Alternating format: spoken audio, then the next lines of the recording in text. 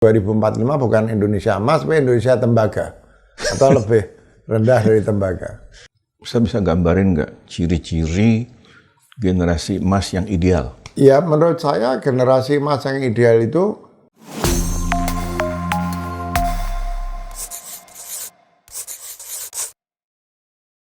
Assalamualaikum warahmatullahi wabarakatuh. Allahumma sholli ala Muhammad wa ali Muhammad.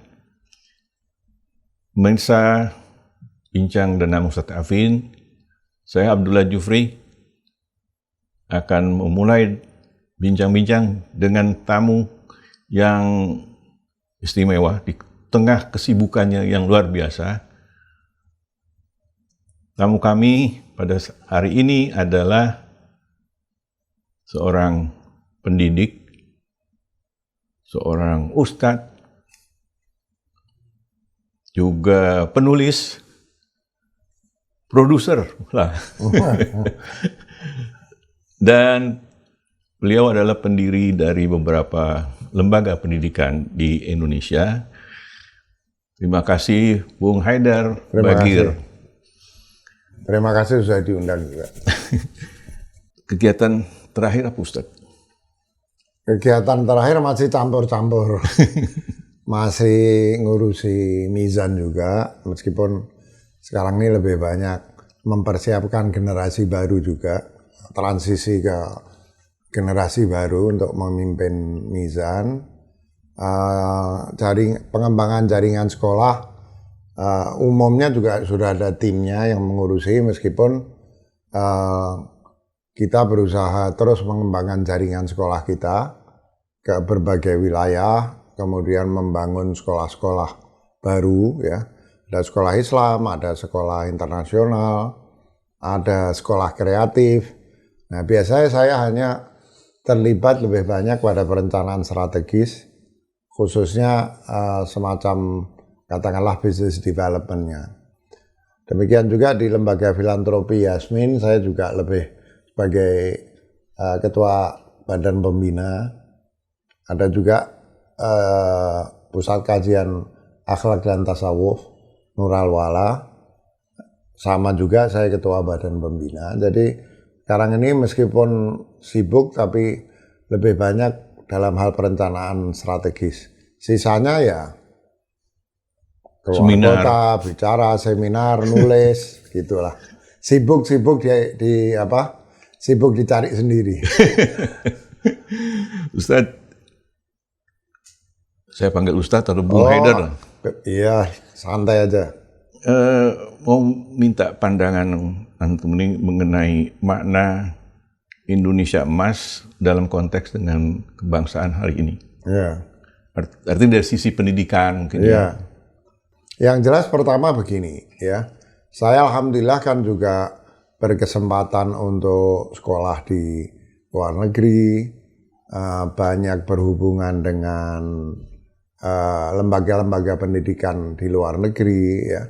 Yang pertama harus kita sampaikan, kalau bicara soal potensi, itu sebetulnya masyarakat Indonesia, orang Indonesia ini sama sekali dalam hal potensi nggak kalah dengan orang-orang dari belahan dunia manapun, termasuk di Amerika. Bahkan kita tahu bahwa di Amerika itu kan, kalau bicara soal pencapaian akademik, orang Asia yang paling top. Orang Indonesia juga dikenal paling top, ya.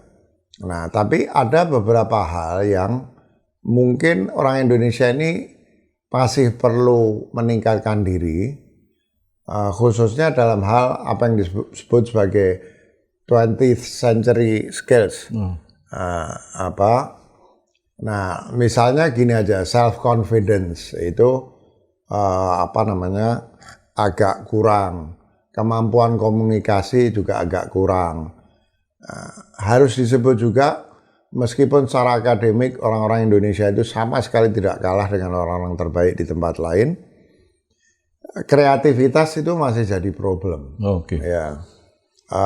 Jadi kira-kira ginilah, kalau pintar sekali tapi tidak terlalu kreatif, nanti paling mengisi divisi R&D, Research and Development, di belakang layar, tapi tidak mengisi posisi leadership. Jadi yang pemerintah tidak boleh lupa bahwa keberhasilan, kesuksesan, achievement, ya, kemampuan mengejar ketertinggalan di bidang sains, teknologi atau apapun itu sangat ditentukan oleh kreativitas.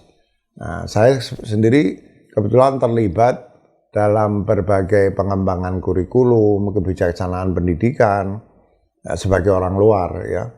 Itu saya melihat kadang para pengambil kebijakan itu masih terperangkap dengan persoalan pencapaian akademik yang dimaknai sebagai pencapaian dalam hal penguasaan materi pelajaran secara kognitif saja. Tapi kreativitas kurang. Ya, pengembangan imajinasi kurang. Tentu karakter, pemerintah sudah lama sebetulnya bicara tentang pengembangan karakter, tapi hasilnya masih harus kita lihat. Karena saya sendiri tidak yakin bahwa proses pendidikan karakter ini berjalan secara seharusnya. Kalau misalnya karakter diajarkan seolah-olah sebagai mata pelajaran yang sifatnya kognitif, guru bicara di depan kelas, murid mendengarkan, kemudian ada tes akademik, istilahnya pen and tertulis, ya tulis saja, ya nggak ada hubungannya dengan karakter, ya.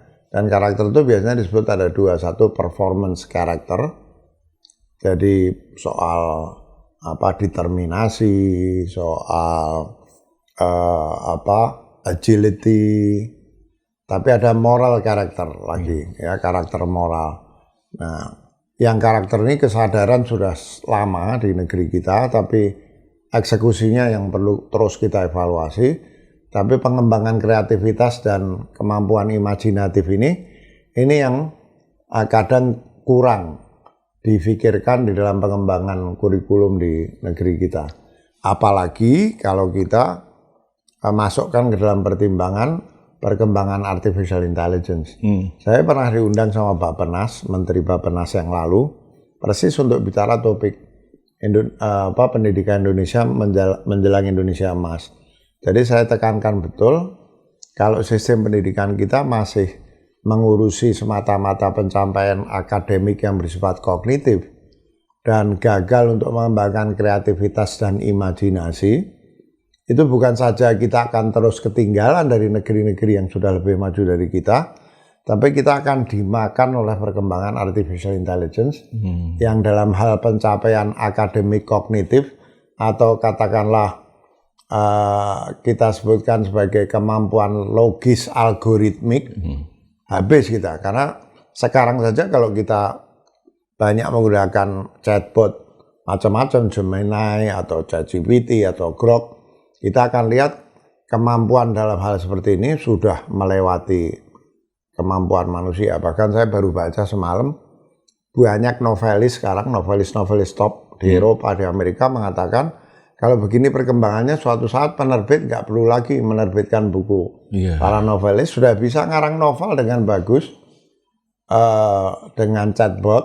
Apalagi chatbot ini kan seringkali melanggar copyright dalam melakukan proses pembelajaran mesinnya dengan menggunakan karya-karya novelis ini. Ini yang perlu dipikirkan oleh pemerintah Indonesia menurut saya. Dan menanggapi tentang kreativitas, imajinatif gitu, itu kan juga berkaitan dengan pendidikan di dalam rumah tangga, pendidikan di sekolah, Ustaz. Ya, memang nggak bisa juga ini diserahkan sepenuhnya kepada sekolah. Ya. Tapi apa boleh buat, kan memang anak-anak itu sebagian besar waktunya masih di sekolah. Tentu sekolah-sekolah yang sudah maju, ya seperti sekolah-sekolah yang kami coba kembangkan, sejak hari pertama Day One, itu kita selalu menekankan kerjasama sekolah dan orang tua. Supaya betul-betul tujuan pendidikan itu tercapai. Tidak ada konflik, bahkan tidak ada gap antara perspektif orang tua dan perspektif sekolah. Tapi itu tidak mudah, seringkali tidak mudah, tapi itu harus dilakukan. Tapi memang penting sekali orang tua menyadari ini, untuk pendidikan di rumah maupun memilih sekolah yang. Nah, cuman kalau kita bicara masyarakat Indonesia secara keseluruhan, di sini ya peran pemerintah yang sekolah swasta yang menyadari hal ini terbatas jumlahnya. Jadi mesti betul-betul pemerintah secara khusus memberikan perhatian pada pengembangan kreativitas dan kemampuan imajinatif siswa ini, agar kalau tidak saya khawatir slogannya saja Indonesia Emas, tapi justru tahun 2045 kita malah bisa lebih ketinggalan. Sekarang kalau kita lihat sosmed sudah jelas menjadi penghambat. Banyak anak-anak Indonesia yang main sosmed. Itu perlu perhatian yang sangat khusus. Kedua, sekarang penggunaan AI di kelas. Kalau misalnya guru-guru lembaga pendidikan itu tidak benar-benar menyadari dan mampu di dalam mengarahkan penggunaan AI oleh para siswanya, itu AI itu sudah diketahui dengan segala kelebihannya. Saya mengakui bahwa AI itu luar biasa sebagai asisten research. Tapi kalau sudah istilahnya kita meng-outsource berpikir kepada artificial intelligence, itu bukan hanya kreativitas tidak berkembang, kemampuan berpikir turun, kemampuan berbahasa turun, kemampuan membaca turun, kemampuan menulis turun, dan jangankan bicara Indonesia Emas, jangan-jangan dari Indonesia perak turun ke Indonesia tembaga. Ini sangat bahaya menurut saya. Nah, kalau lihat seperti itu, Ustadz, ini kondisinya seperti sekarang nih. Apakah sudah berada di jalur yang benar dunia pendidikan di Indonesia untuk menuju Indonesia Emas itu? Sebetulnya pemikir-pemikir pendidikan di Indonesia itu banyak yang sudah sadar mengenai soal ini. Ya, misalnya kalau kita lihat terakhir itu yang dikembangkan kurikulum Merdeka. Sebelumnya ada kurikulum 2013. Itu sudah banyak kemajuan dicapai. Sebelumnya lagi kurikulum berbasis kompetensi. Sebelumnya kurikulum KTSP. Yang sifatnya desentralisasi. Terakhir kurikulum Merdeka. Itu sebetulnya perkembangannya itu secara evolusioner sudah sangat bagus. Ya. Nah tinggal ini negeri kan terlalu luas. Dipisahkan lautan, banyak yang terpencil, belum lagi daerah-daerah terluar. Nah ini tinggal bagaimana caranya kesadaran ini, pertama di kalangan pemangku kebijakan, ini harus terus dipelihara kesadaran tentang pentingnya memastikan bahwa kurikulum atau katakanlah sistem pendidikan kita secara keseluruhan betul-betul punya visi yang bisa memandunya ke arah yang tepat.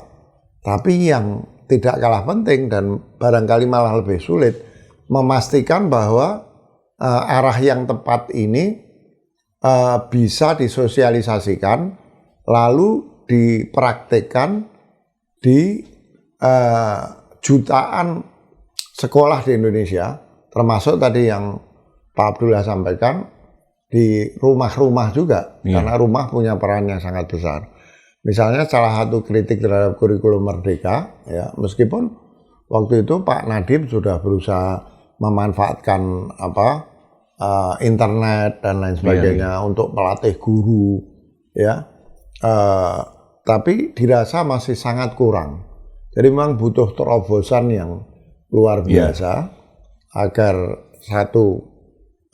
kita punya visi yang tepat sehingga kita bisa menentukan arah yang tepat.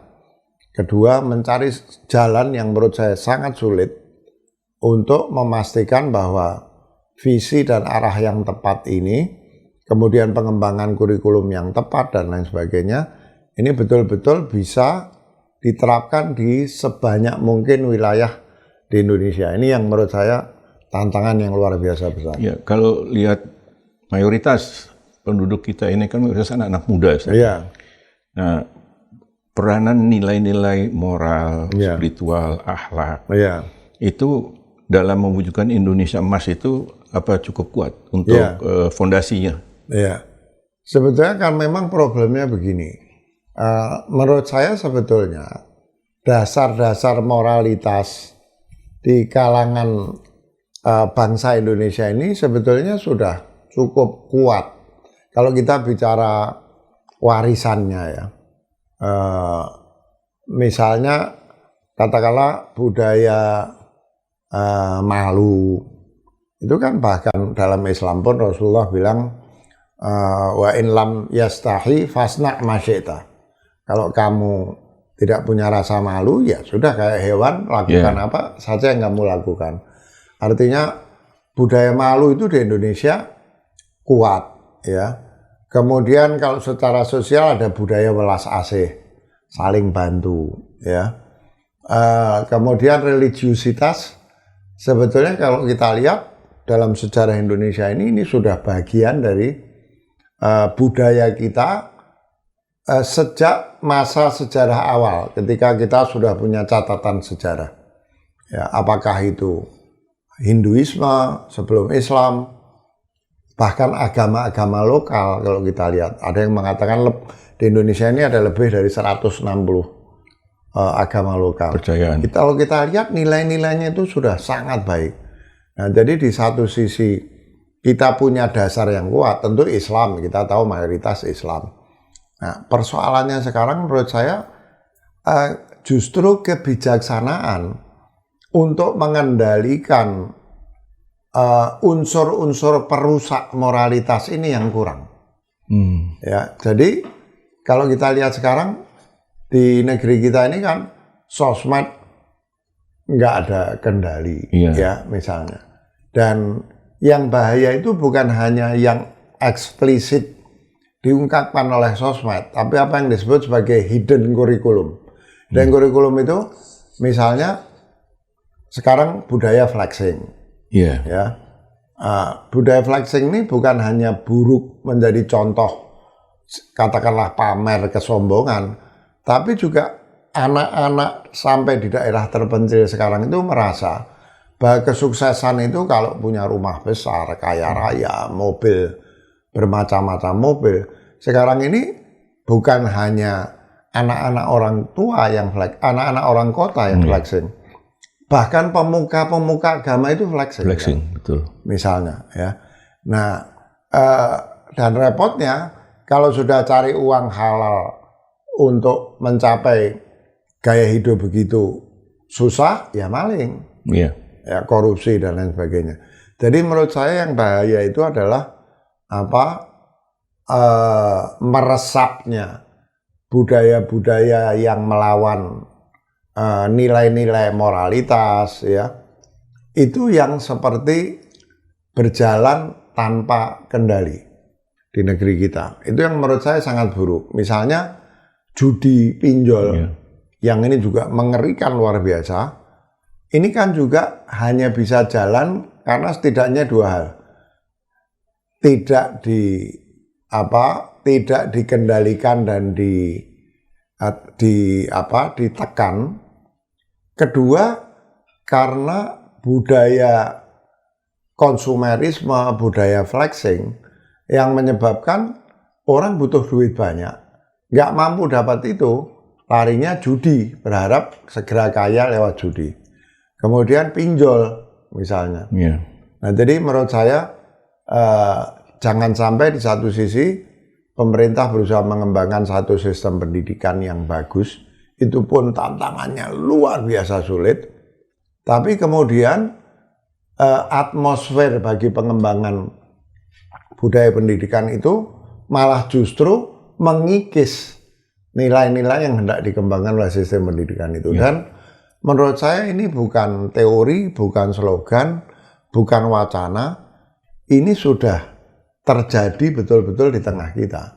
Nah, ini saya melihat pemerintah itu masih suka terjebak pada kita harus mengejar ketertinggalan di bidang teknologi, di bidang sains. Misalnya kita harus mengembangkan kalau Wapres kita bilang biasanya pokoknya yang disebut pengembangan teknologi. Padahal yang penting itu kan manusia di balik itu. Kalau manusianya rusak, ya kalaupun teknologi itu bisa dikembangkan, ya dipakai untuk sesuatu yang merusak. Iya. Mungkin karena kurangnya tokoh-tokoh panutan ya di Indonesia. Ya. Karena gaya flexing itu juga dilakukan oleh publik figur dan tokoh-tokoh agama juga ada yang begitu. Tokoh agama banyak saya kira. Saya mohon maaf ya. Sekarang ini banyak tokoh agama. Tentu kita punya tokoh-tokoh agama yang hidupnya sederhana, bisa menjadi teladan. Tapi sekarang ini yang populer di kalangan ibu-ibu, di kalangan anak-anak itu orang-orang yang kalau nggak datang dengan mobil mewah malu. Dia merasa kualitasnya sebagai ustadz, sebagai kiai, mungkin sebagai habib itu kurang gitu. Sehingga datang ya naik Alphard, naik mobil-mobil mewah ya. Padahal kan sebetulnya salah satu istilahnya kalau orang mau disebut ulama itu bukan ilmu yang penting, bukan hanya ilmu, tapi adab dan akhlak yang disebut adalah. Dulu itu kan kalau disebut ustadz, kiai, habib itu kita bisa lihat kesederhanaan. Sekarang sarung saja itu yang suka dipakai orang-orang itu satu sarung 7 juta, ya. Baju dan lain sebagainya. Terus kulit itu harus glowing gitu ya supaya ibu-ibu suka misalnya. Nah kalau sudah agamawannya saja begitu ya susah. Kita bisa sangat khawatir. Sekarang juga anak-anak kecil kalau kita tanya cita-citamu apa? Oh mau jadi podcaster, mau jadi YouTuber gitu supaya cepat kaya kan? Cepat kaya, cepat terkenal. Iya. Makanya saya sering sekali itu menekankan di berbagai kesempatan. Orang tua pun itu kadang juga memiliki pemahaman yang keliru tentang apa sih keinginan mereka tentang anak-anaknya itu apa. Itu biasa kalau kita tanya ibu atau ayah, bapak, kepengen anaknya apa nanti kalau sudah dewasa? Kepengen sukses. Nah, itu biasanya saya kejar. Kalau sudah sukses, terus ibu kepengen anaknya apa? Nanti kalau dikejar pasti ujungnya kan kepengen bahagia dulu. Oh saya kepengen anak saya hidupnya bahagia. Nah orang lupa bahwa tidak semua kesuksesan itu menghasilkan kebahagiaan. Ada sukses, saya selalu menyebutkan itu ada Paul Pearsall namanya, ahli The Science of Happiness. Itu Paul Pearsall itu menyebutkan sukses itu ada 3. Hanya satu yang membawa kebahagiaan, yang 2 membawa kesengsaraan. Satu yang disebut sebagai bitter success. Kesuksesan yang menyebabkan orang sukses itu malah hidupnya sengsara. Sombong, merendahkan orang, ya. Semua itu adalah karakter yang menyebabkan orang terisolir, nggak punya teman, hidupnya sedih. Nah itu kesuksesan tapi membawa kesengsaraan. Kedua disebut toxic success. Kesuksesan yang toksik dalam arti membuat orang lain susah. Itu juga nggak memberikan kebahagiaan. Yang ketiga itu yang disebut sebagai meaningful success. Kesuksesan yang membawa kebahagiaan karena apa? Orang sukses tapi tetap rendah hati, sehingga dia dicintai orang. Orang sukses menggunakan keberhasilannya, kesuksesannya untuk membantu orang susah, sehingga dia dicintai orang. Ya. Kesuksesan yang memberikan kontribusi kepada orang banyak. Hanya itu kesuksesan yang memberikan kebahagiaan. Nah, sayangnya kita berhenti di situ. Sukses itu apa? Rumah besar, mobil banyak, mewah banyak, bisa kulineran di tempat mahal, jalan-jalan ke luar negeri, flexing di sosmed. Padahal itu semua tidak memberikan kebahagiaan. Nah, kalau sudah orang tuanya begitu, lembaga pendidikannya begitu, pemerintahnya begitu, ya habislah bangsa kita ini. Arti kebahagiaan juga bukan buat diri dia sendiri, tapi juga untuk masyarakat. Istilahnya itu kebahagiaan itu tidak mungkin bisa dinikmati sendirian. Kalau sendiri itu pasti bukan kebahagiaan. Nah ini soal-soal yang mendasar begini ini juga harus dipahami oleh lembaga pendidikan, orang tua dan pemerintah juga. Gitu. Misalnya dalam rangka apa yang disebut sebagai strategi budaya. Dulu disebut strategi budaya. Ini yang saya rasakan meskipun kalau kita lihat undang-undang pendidikan itu, sistem pendidikan Indonesia untuk melahirkan manusia Indonesia seutuhnya.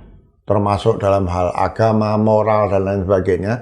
Tapi itu, pertama, itu pun tidak diterapkan betul di lembaga-lembaga pendidikan kita. Kedua, ada hidden kurikulum di sekolah, di sosmed yang kekuatannya lebih besar sehingga semua tujuan ini tenggelam. Nah, ini yang menurut saya paling bahaya. Kalau kita sudah tahu seperti itu, artinya kekeliruannya dari lembaga dan kelemahan sistem pendidikan kita, langkah konkretnya seperti apa Ustaz sebaiknya? Jadi saya itu kebetulan masuk ITB tahun 76. Jadi 78 itu ada pergolakan mahasiswa yang cukup kuat. Saya bukan pimpinan, tapi saya terlibat betul di situ misalnya, ya, melawan Soeharto. Dulu ITB termasuk di antara kampus yang paling aktif. Nah, kemudian ketika reformasi, saya salah seorang pimpinan sebuah koran, Harian Republika. Jadi terlibat betul. Apalagi kan koran itu di patronnya itu Pak Habibie, itu yang betul-betul berada di tengah pusat perubahan pada waktu itu. Ya, sedikit banyak. Ya, zaman ISMI sedikit banyak. Dulu Pak Amin Rais sebagai salah satu pimpinan, saya sebagai penerbit yang menerbitkan buku Pak Amin, terlibat di majalah Umat, pimpinan perusahaan di Republika itu berada di sekitar katakanlah epicentrum perubahan. Tentu bukan hanya itu, banyaklah unsur epicentrum perubahan. Tapi saya di pinggiran lah, saya bukan tokoh. Nah, tapi waktu itu, waktu mahasiswa misalnya, saya termasuk tim yang membuat pledoi mahasiswa-mahasiswa yang ditangkepin, diadili, di penjara, misalnya. Jadi dalam hal semangat perlawanan waktu itu kepada rezim Soeharto, ya meskipun pinggiran, saya ini termasuk terlibat di situ. Tapi kalau kita bicara misalnya kualitas kabinet, ya misalnya di zaman Pak Harto, di akhir-akhir memang sudah mulai Pak Harto sudah insecure, milih anaknya, milih temennya, itu sudah nggak bisa dilihat. Tapi kalau kita lihat di luar zaman-zaman ketika Soeharto insecure, dalam segala kritik kita kepada Soeharto, itu sebagian besar menteri-menterinya itu adalah orang-orang ahli. Ya, misalnya kalau kita bicara Bappenas yang menjadi otaknya pembangunan. Betul ekonominya dikuasai oleh mafia Berkeley dan lain sebagainya, tapi ada Bappenas yang berusaha mengarahkan perkembangan Indonesia ke arah yang betul. Ada menteri-menteri pendidikan yang hebat-hebat, ya, termasuk Pak Fuad Hasan, dan banyak sekali di masa-masa itu ekonom yang hebat, pemikir yang hebat, ya. Nah, saya bukan sedang mengglorifikasi zaman Soeharto. Sudah betul Soeharto itu diturunkan lewat reformasi, tapi kalau kita lihat bagaimana sekarang misalnya menteri-menteri itu dipilih, maka kita akan melihat kayaknya jauh lebih bermutu menteri-menteri pilihannya Soeharto. Dan kalau cara memilih kabinet itu seperti ini, dari politik, orang dekat, dan lain sebagainya, saya khawatir persoalan strategi budaya ini nggak akan dapat perhatian yang... repotnya lagi, kadang-kadang orang-orang baik malah dikriminalisasi, misalnya, ya. Jadi menurut saya harus ada sebuah gerakan untuk memastikan bahwa kita bisa memilih pemimpin yang memang punya visi yang tepat dan memilih orang-orang yang ahli tanpa kekhawatiran nggak dipilih lagi dalam pemilu. Ya, kenapa kok jadi pemimpin harus mikir nanti pemilu lagi menang loh. Kan yang penting itu bagaimana dia bekerja untuk memperbaiki keadaan negeri kan. Nah, jadi menurut saya ini hal yang paling sentral yang perlu dipikirkan dengan sangat serius. Bung Haidar kan dikenal juga sebagai tokoh yang mendalami filsafat Islam. Ya, juga tarekat. Ada beberapa macam tarekat, tasawuf. Apakah ilmu filsafat ini sebaiknya diperkenalkan dari masih SD misalnya, atau SMP atau SMA lah gitu, ya, supaya mereka mengenal apa sih filsafat, apa ini tarekat, karena tarekat ada Naksabandi, ada tarekat Alawiyah segala macam.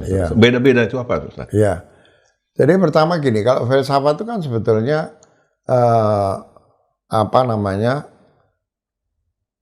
sebuah sistem berpikir untuk menghasilkan gagasan-gagasan berdasarkan satu metodologi atau disiplin berpikir tertentu, yaitu disiplin berpikir yang kadang disebut analitis, logis, kadang disebut diskursif, kadang disebut demonstrasional atau demonstratif, yaitu cara berpikir rasional, logis, analitis, kira-kira begitu. Kalau yang dimaksud dengan filsafat itu apa yang barusan saya sampaikan, ya memang harusnya sejak kecil tentu dengan suatu cara yang sesuai dengan perkembangan umur anak-anak, ya ini harus diperkenalkan cara berpikir tertib. Nah, ini harus diperkenalkan dengan baik. Sebetulnya matematika kalau itu diajarkan dengan cara yang benar, itu sebetulnya juga mengajarkan cara berpikir yang tertib, ya. Cuman kalau matematika kan menggunakan simbol angka. Nah, mungkin ini harus diperkenalkan juga lewat mata pelajaran yang lain. Sebetulnya lewat mata pelajaran sains juga bisa. Bahasa, misalnya berbahasa dengan tertib. Bahasa itu kan orang nggak mungkin bisa berbahasa dengan tertib kalau tata bahasanya tidak betul. Dan tata bahasa itu kan dikembangkan lewat logika juga, sama, ya. Makanya kalau kita bicara multiple intelligences, itu biasanya IQ itu diukur dari dua kecerdasan pertama, yaitu linguistik dan logis matematis. Karena linguistik itu juga logis, saya begitu. Nah, tapi misalnya juga menurut saya dulu di ITB itu masih diajarkan logika simbolik. Jadi khusus ada mata kuliah logika, tapi bukan logika tradisional Aristotelian itu, tapi logika simbolik. Sama tapi sebetulnya mengajarkan hal yang sama, logika simbolik. Nah, jadi saya kira kalau yang dimaksud filsafat itu adalah metode berpikir logis analitis secara tertib dan berdisiplin, menurut saya itu harus diajarkan sejak sedini mungkin, sesuai dengan perkembangan umur siswa dan dengan cara yang sesuai dengan umur mereka. Ya, tidak mesti diajarkan gagasan-gagasan yang pelik tentang Tuhan, tentang metafisika, itu nggak harus menurut saya. Ya, tapi sebagai metode berpikir menurut saya penting, dan sudah ada sebetulnya upaya-upaya untuk mengembangkan semacam kurikulum di bidang ini. Artinya filsafat juga kan ada filsafat yang berbasiskan pada budaya masing-masing negara. Ya, termasuk itu bisa saja diajarkan, misalnya kalau di Indonesia itu ada misalnya dulu namanya P4, Pendidikan Pancasila, itu bisa diajarkan di situ, ya. Meskipun memang kalau mau dicari filsafat asli dalam tanda petik Indonesia, itu lebih ke yang kedua, lebih ke yang mistis tadi. Ya, kalau kita lihat filsafat lokal Indonesia itu ketimbang ke filsafat, dia lebih dekat ke mistis. Jadi kita bicara soal yang tasawuf tadi, ya. Tarekat itu adalah sebetulnya organisasi tasawuf. Ya, Naqsbandi itu sekelompok orang mengorganisasi diri untuk mempraktikkan ajaran tasawuf, dan mereka membentuk kelompok. Ada Naqsbandi, ada Qadiri, ada Khalwati. Tapi kita bicara tasawufnya, ya. Nah, memang problemnya tasawuf ini kadang-kadang memang memiliki ekses terlalu ekstrim atau tidak difahami oleh sebagian orang sehingga dianggap sesat. Nah, jadi mungkin kita ya mengajarkannya, kita sebutkan aja, nggak usah dibilang mengajarkan tasawuf atau mengajarkan mistisisme, tapi ya kita mengajarkan saja misalnya sistem berpikir religius, ya, lewat pendidikan agama. Kemudian nggak harus bertarikat, tapi misalnya kita tahu bahwa kerohaniahan itu ada yang berupa landasan teoritisnya, tapi ada praktek. Itu kalau dalam tasawuf itu memang disebut ada tasawuf yang bersifat nadhari, teoritis, dan biasanya yang teoritis itu menjadi landasan untuk pengembangan akhlak juga.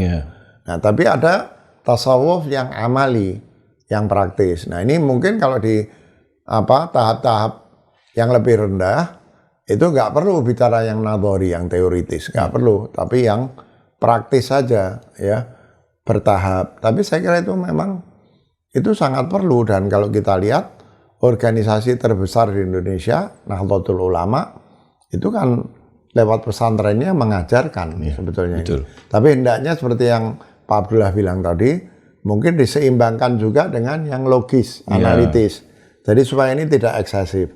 Yang logis mendapatkan asupan dari yang bersifat lebih mistis, lebih tasawuf. Saya kira itu dua-duanya penting, tapi harus dikembangkan dengan sistematis sebagai kurikulum yang bisa dipertanggungjawabkan, bukan hanya dalam hal akurasi bahan-bahannya, tapi juga diajarkan menurut pedagogi yang bisa dipertanggungjawabkan sesuai dengan usia anak-anak. Menurut saya itu sangat perlu.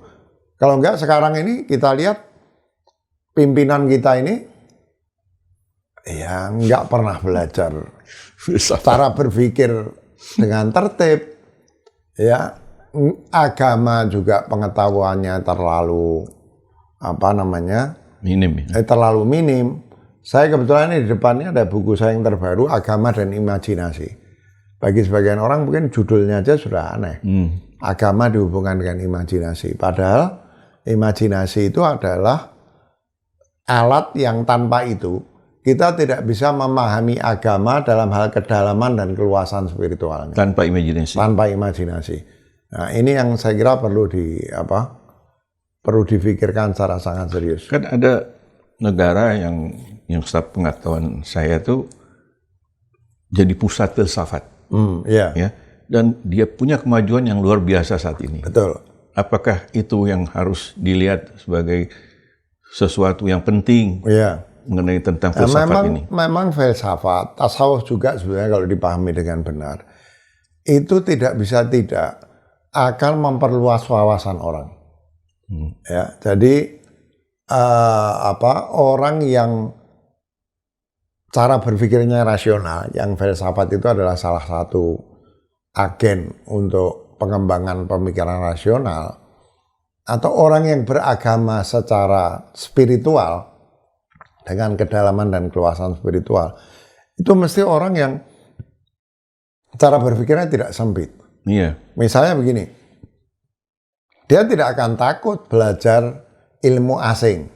Itu kan kalau dulu dalam tradisi Islam ada yang disebut ulumul awail, ilmu kuno, maksudnya ilmu-ilmu zaman Yunani. Kadang disebut juga ilmu-ilmu asing, foreign sciences. Nah, itu orang kalau nggak belajar tentang filsafat atau tasawuf, yang di sini saya jelaskan bahwa tasawuf itu yang mengajak kita berpikir secara luas, itu cenderung takut, fobia sama pemikiran asing. Jadi dia akhirnya berada dalam tempurungnya sendiri dan nggak bisa berkembang dengan baik. Biasanya orang yang bersentuhan dengan filsafat atau dengan spiritualitas yang mendalam dan meluas, itu tahu bahwa berasal dari manapun ilmu itu, ya, Rasulullah kan mengatakan, katanya hikmah itu dhalatul mu'min, miliknya orang mukmin tapi kececeran, hilang. Nah, jadi kata Rasulullah, ambil dari dimanapun kamu dapat itu. Itu hanya orang-orang yang terbiasa berpikir tertib, logis, rasional. Agama itu dilihat batinnya yang dalam dan luas. Itu pada saat yang sama biasanya sebaliknya dari punya fobi terhadap sumber-sumber keilmuan lain, dia merasa itu bagian dari ilmu yang agamanya dia hayati, sehingga dia mau belajar dari manapun, dari barat, dari non-muslim gitu. Oke, Ustadz, sebelumnya Oh kita iya, minum, iya. Ustadz. Ya, makasih. Ini kopinya enak ini. Kita ke topik lain. Ya. Anda kan dikenal juga di dunia filantropi. Iya, ya. Bisa diceritakan perjalanan atau pengalaman Anda di dalam dunia kegiatan lembaga-lembaga filantropi yang Ustadz pimpin itu? Tapi sejak mahasiswa sebenarnya saya sudah terlibat di kegiatan filantropi. Waktu di ITB dulu bersama teman-teman saya di jurusan Teknik Industri ITB, saya mengembangkan sebuah lembaga swadaya masyarakat, atau tepatnya NGO lah, non-governmental organization, yang bergerak di bidang pengembangan industri kecil. Lembaga Studi dan Pengembangan Industri Kecil namanya, LESPIK. Itu saya masih mahasiswa. Waktu itu kebetulan karena saya asisten dosen, itu di ITB itu kan biasa, saya nggak tahu mungkin sampai sekarang, meskipun mungkin sekarang sudah lebih diatur, dosen-dosen itu suka mendapatkan proyek pemerintah, termasuk pengembangan industri kecil. Jadi kadang saya sebagai asisten dosen mendapatkan outsource untuk beberapa pekerjaan penelitian industri kecil. Jadi survei di Jakarta, di berbagai daerah. Nah, saya sudah terlibat di situ. Karena mungkin ya, pertama ketika terlibat di Masjid Salman ITB, itu wawasan kita tentang manusia sebagai bagian dari peradaban, ya, itu dipantik terus di Salman. Di ITB kemudian saya terlibat di organisasi kemahasiswaan, sehingga kesadaran sosial ya itu muncul. Waktu itu karena saya Teknik Industri ITB, akhirnya yang kita kembangkan lembaga pengembangan industri kecil, karena kita berpikir bahwa ilmu yang kita punya mungkin bisa kita sumbangkan. Jadi sudah mulai dari situ terlibat, tapi ya terus saya merintis perusahaan, sekolah ke Amerika dan lain sebagainya. Setelah itu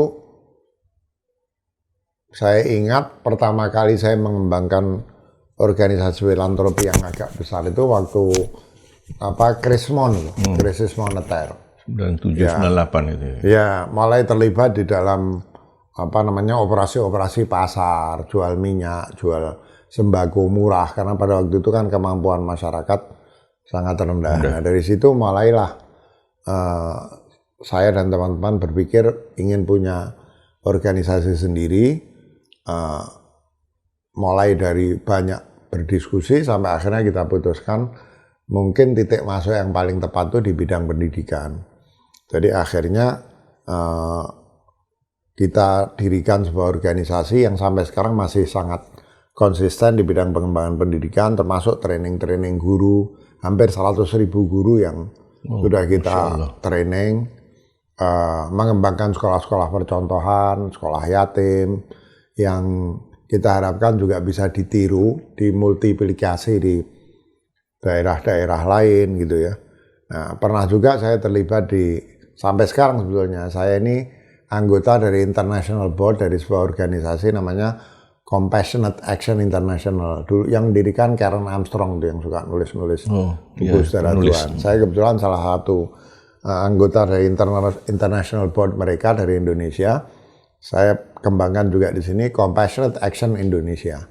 Itu bekerja sama dengan pimpinan daerah biasanya untuk mengembangkan apa yang disebut Compassionate City, ya. Ada beberapa program untuk mengembangkan kerjasama dan empati di antara warga sebuah kota di dalam mengembangkan kotanya supaya penuh welas asih gitu di antara warganya. Nah, jadi biasanya saya bergeraknya di situ. Satu pendidikan, mengembangkan sekolah, mengembangkan lembaga filantropi pendidikan. Yang satu pengembangan budaya welas asih dan pengembangan pemahaman agama. Saya juga bersama teman-teman mendirikan Gerakan Islam Cinta. Sekarang bahkan juga mendukung, membantu secara praktis pengembangan kurikulum berbasis cinta oleh Departemen Agama. Jadi kira-kira dua itulah, pendidikan dan pengembangan budaya cinta dan welas asih. Nah, sekarang banyak kunjungan dari berbagai sekolah, trainer Departemen Agama, Kemenak untuk pengembangan kurikulum berbasis cinta itu ke sekolah-sekolah kami ini. Hari ini, dari kemarin sampai besok misalnya, ada kunjungan 3 hari dari Kutai Kartanegara. Jadi pendidikan, tapi pendidikan yang bukan hanya berfokus pada pencapaian akademik yang kognitif, tapi juga pengembangan moralitas, pengembangan imajinasi.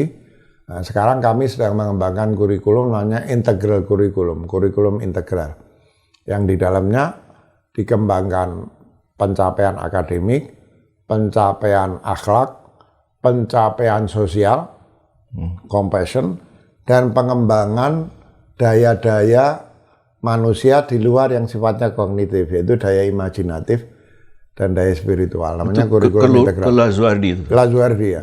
Lazuardi dan sekolah kita yang lain, ada Millenia World School yang sekolah internasional. Mulai tahun ini sudah diterapkan, bentuknya masih pilot project. Nanti kita perbaiki dari tahun ke tahun, kemudian nanti akan kita terapkan ke seluruh sekolah. Dan sekarang sudah cukup banyak sekolah-sekolah di Indonesia ini yang mencoba mengikuti pengembangan kurikulum integral ini untuk nantinya mereka kembangkan di sekolah mereka. Kami berharap kurikulum ini nanti bisa betul-betul masuk mainstream kurikulum nasional, dan berbagai jawaban terhadap pertanyaan dalam podcast tadi itu terjawab dengan pengembangan yang kurikulum yang kami sebut sebagai integral kurikulum itu. Ustaz mau tanya yang lain nih. Bagaimana cara mengubah pandangan masyarakat terhadap lembaga filantropis yang biasanya dianggap nih lembaga sedekah nih? Padahal ini juga sebagai gerakan pembangunan budaya bangsa gitu. Iya, betul. Ada saran atau pendapat? Iya. Sebetulnya kan namanya saja kan filantropi ya. Filantropi itu kan dari filos dan antropos. Cinta manusia, ya. Nah, kalau kita bilang cinta manusia, ya apalagi hidup ini kalau bukan persoalan cinta manusia. Nah, pendekatan yang sifatnya ekonomi itu kan diperlukan sebagai fondasi bagi pengembangan yang lain-lain, yang tanpa itu bagaimana kita mau bicara pengembangan budaya, pengembangan sosial, pengembangan moral, pengembangan spiritual kalau makan saja susah gitu. Tapi persis yang Pak Abdullah sampaikan tadi, lembaga filantropi ini tidak boleh berhenti pada itu gitu ya.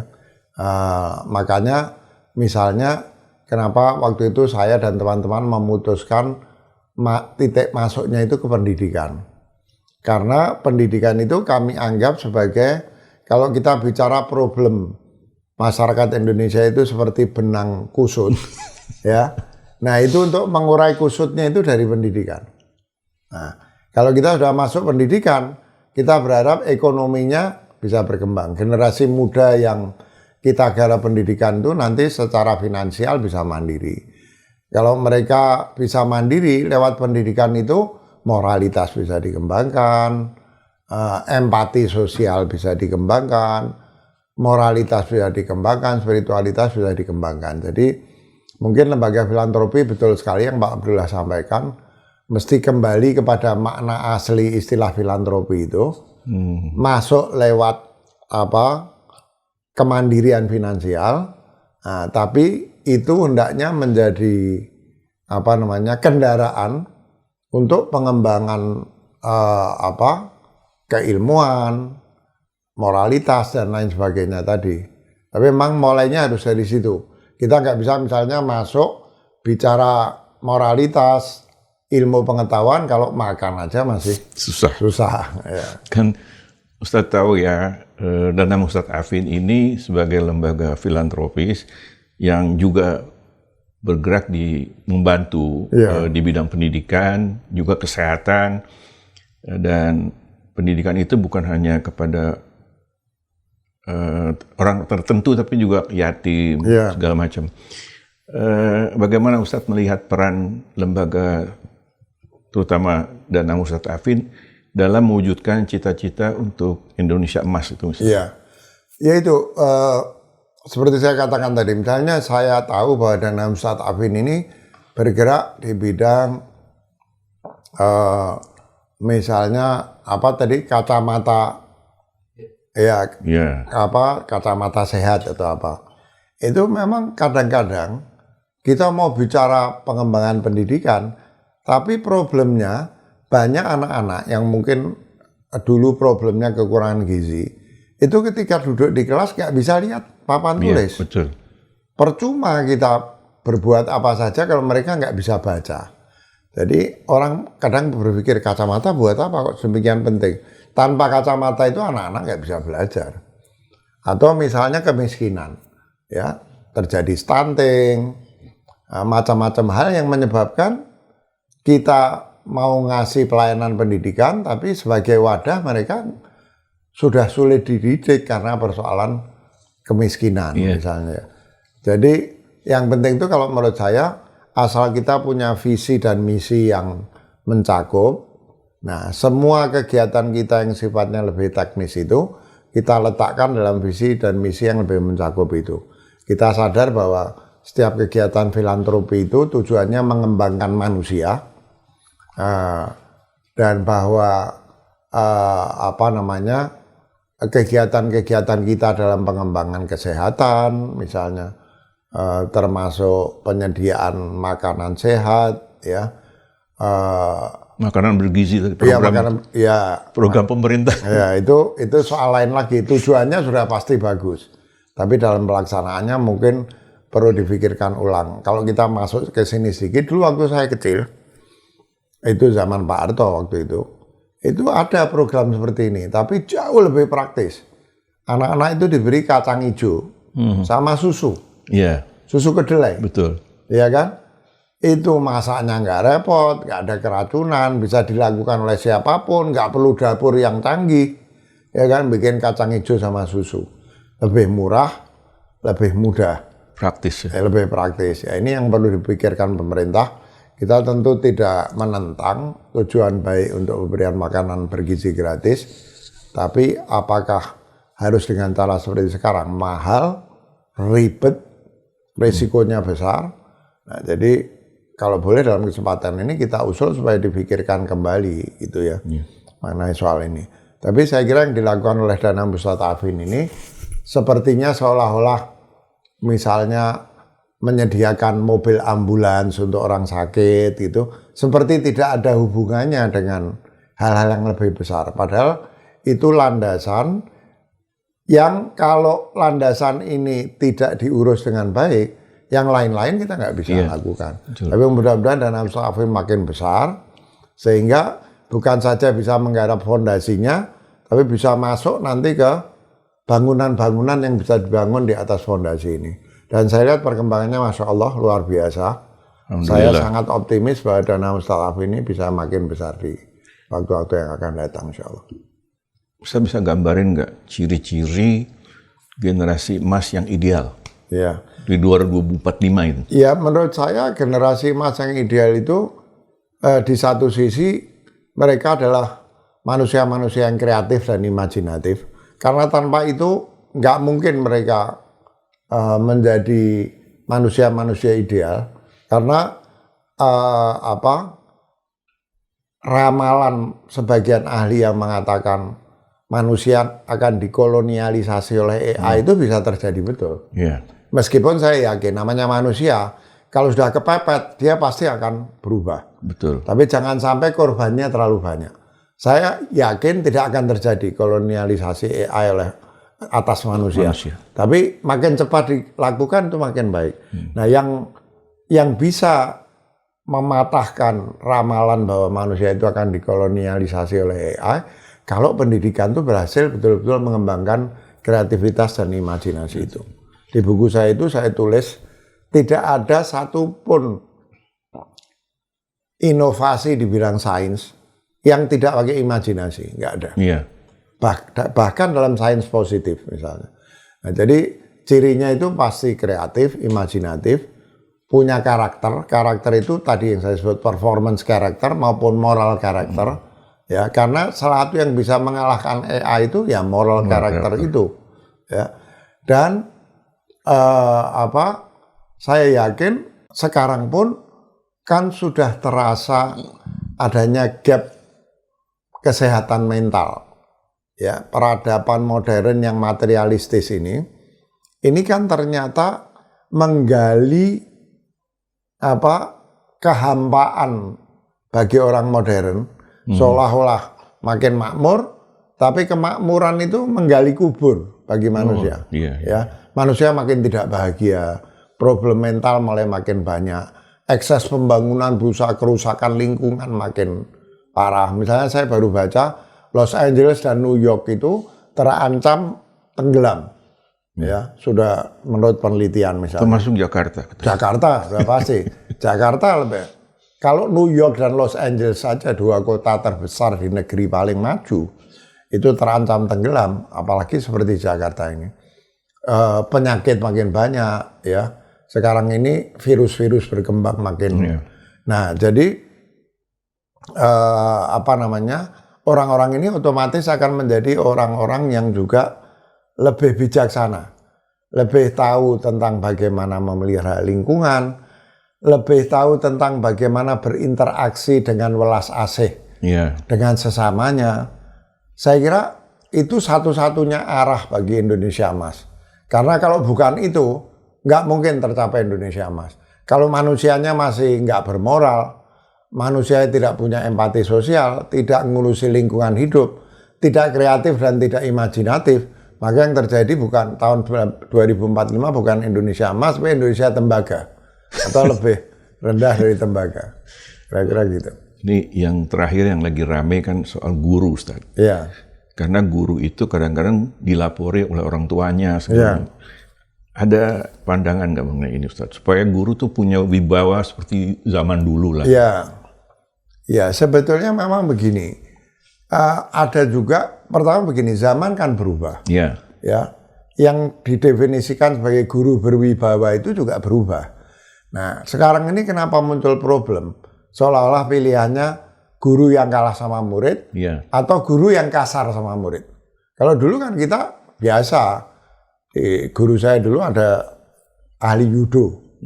Anak-anak sangat takut. Kalau udah anak-anak nggak terkendali, kelas dikunci, ditabokin satu-satu. Tapi anak-anak nggak apa-apa pada zaman itu.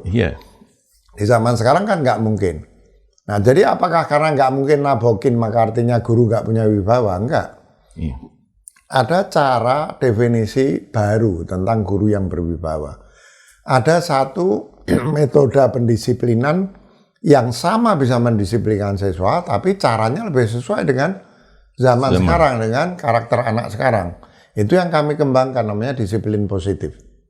Nah, positif disiplin ini adalah salah satu inti dari metode pendidikan modern. Jadi bagaimana guru itu menghormati siswa, memberikan ruang bagi voice and choice bagi siswa, tapi pada saat yang sama siswa itu berdisiplin. Jadi disiplin tanpa kekerasan, disiplin sukarela. Ya, misalnya kalau di sekolah-sekolah kami itu nggak ada siswa berani sama guru itu, tapi nggak ada cerita, jangankan mukul, bersikap kasar nggak boleh. Kita selalu mengatakan kalau mau mengajarkan murid agar hormat sama gurunya harus menghormati murid. Betul. Ya, misalnya gitu. Saling menghormati. Saling menghormati, dan itu bisa dilakukan di banyak sekolah. Saya tahu di sekolah-sekolah kami, kalau datang guru itu sangat akrab dengan siswa, tapi nggak ada siswa berani kurang ajar sama guru. Jadi saya yakin dengan pengembangan positif disiplin ini, itu tetap guru bisa menjaga wibawanya, dihormati, digugu dan ditiru sama muridnya, ya, tanpa harus bersikap tidak sepantasnya menurut kelaziman zaman sekarang terhadap siswa.